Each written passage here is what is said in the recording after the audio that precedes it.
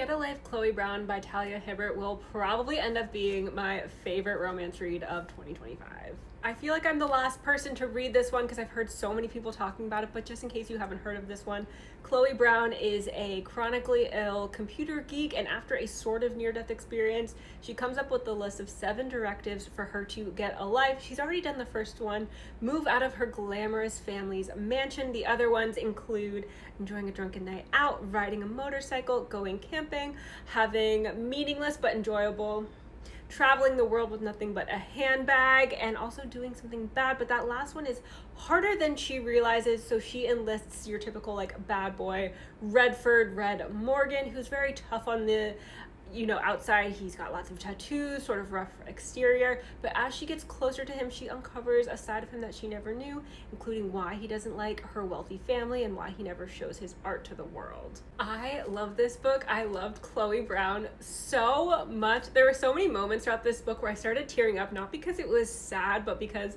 as someone who has chronic pain, I was like, yes, this is exactly what it's like. And I felt so seen, and to see someone who has such debilitating chronic pain as the lead in a romance novel when having a lot of chronic health issues can make dating so tough was so refreshing, and it was just so exciting to read. The line in this book about how it was so hard for Chloe to make plans with people because she never knows how she's gonna feel, and so she eventually just like stops making plans with people, hit so hard, because that's been my experience over the last few years, where it gets so hard to make plans with people because you might have to cancel the day of because you're in just a debilitating pain, you can't even get up.